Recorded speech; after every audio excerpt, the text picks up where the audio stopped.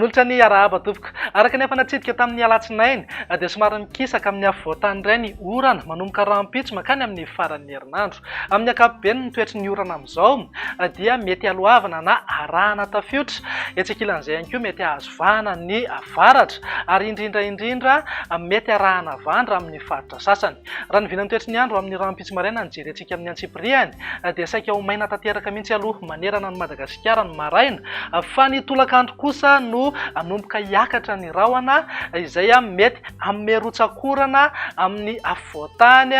mihazo amin'iny fatry melaky betsiboka torak'izay ihany koa ny aty avatovavy fitovinany atsimatsinana ny mety hipakatra ny amin'ny faritra anosy ny faritra hafa dia ho maina ny andro amin'ny ankapobeny mety andrahona arahana tandrifin-drahona ihany indraindray ny atany ny faritra menabe sy ny atany ny faritra atsimandrefana raha ny vinany maripana dia mananky hatrany amin'ny 5.30 na 9.30 degré mihitsy ny maripana ambony indrindra dia amin'ny atitany ny faritra atsimandrefana torak'izay ihany koa ny any betsiboka sy ny faritra esofia eo amin'ny 7.20 degré ho an'ny afovoatany morotsiraka atsinanana asaiky manodidina eo amin'ny 7.20 hatramin'ny 30 degré vinany toetry ny andro ny zoma kosa indray dia mbola mitoetra hatrany aloha ny oram-baratra mety alohavana na arahana tafiotra indraindray ho an'ny afovoatany iray manontolo mihitatra taty amin'ny faritra vatovavy fitovinany ary atsimo-atsinanana ny faritra hafa kosa dia ho maina ny andro amin'ny ankapobeny mety hitatra taty amin'ny atitany ny faritra boeny sy mielaka aza moa izay oram-baratra izay vinany maripana tsy dia misy fiovana firy fa hafana hatrany manerana ny Madagasikara